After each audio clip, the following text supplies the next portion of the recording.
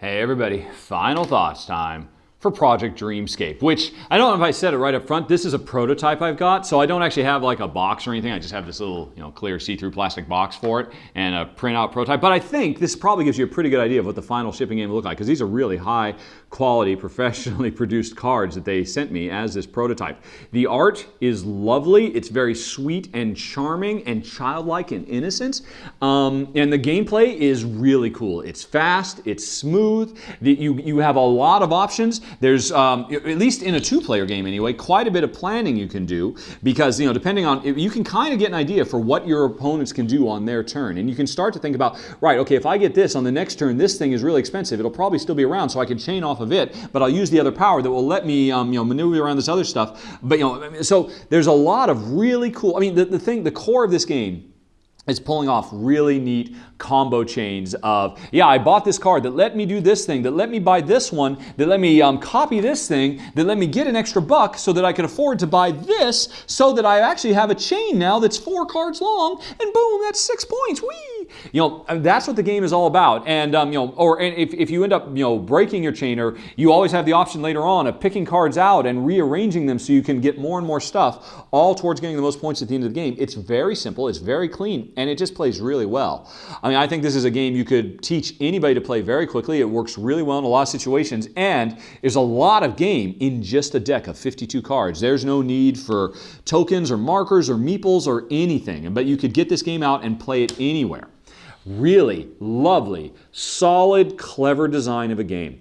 In a lot of ways, actually, it reminds me of Morels, a game I did a run-through for a few years ago. That's one of Jen's and my absolute favorites, because it has this notion of, this kind of track of cards that's constantly moving, and new ones are coming out that are more expensive, and then, they come down and they get cheaper, and, so the game's constantly in flux. You're always, trying to make a plan, but then, reacting and looking for those really cool opportunities that spring up every once in a while, or just as importantly, looking to thwart the opportunities of your opponent. And now that's kind of the dark side of this game, the night terror side of this game, because this game is actually, to Jen's and my taste, a little bit on the aggressive side. We have found in playing it, we can spend just as much time trying to really screw up the plans of our opponents, because you can see what kind of change they're trying to make. And often your best move is say, well, sorry, you just lost that chain. There's not very much you can do about it. And so now you're going to have to break your chain, and those points you aren't going to get. Or, hey, you know what? I'm just going to start taking your money away.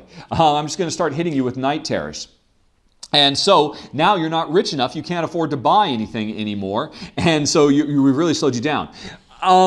It works great, don't get me wrong. But, probably a lot of folks out there realize Jen and I are really hardcore Care Bear players who really like to avoid attacking each other if at all possible. And in this game, you can really, really mess with your opponents in a pretty substantial way. In a way that's probably a little bit over the top for me and Jen. So, it's a shame, because we love everything about this game. We love the presentation, we love the portability, we love the cleverness, we just love the gameplay, but we just did not like being put in situations where often the best move was just to really sock it to your opponent. So while it's a little bit mean-spirited for our taste, although don't get me wrong, for a lot of people, what are you talking about? This game, this is playing with kids' gloves. There's no really nasty stuff. But for me and Jen, it was just a little bit too heavy. And so I don't know if it's really something that we would want to keep. But for players who are looking for the ultimate in portable combo string card game, where every time you play it's going to be completely different, because you're just going to get a different series of cards that comes out,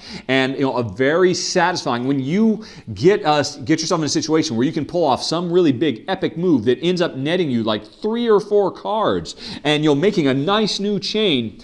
It feels great. This game really works and fires on all cylinders. If you're willing, if you're prepared to do a little bit of cutthroat gameplay, it's definitely something you might want to consider. Now, you can go on ahead to the Kickstarter page. It's right there on the screen, and learn more, find out about shipping and costs and all that stuff. I haven't seen the Kickstarter page myself, so I don't really know what they're offering. I've just got this prototype. But that's it, folks. That is Project Dreamscape. If you have any questions, comments, concerns, as always, let me know.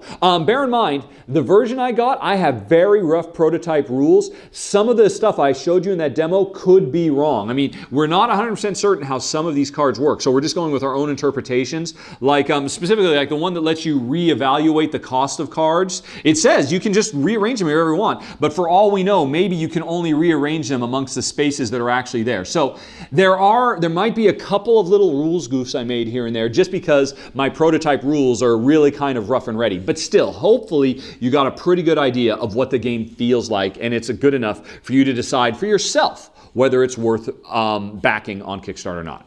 Okay, folks, that's it. Thanks for watching. Talk to you later. So long. Bye-bye.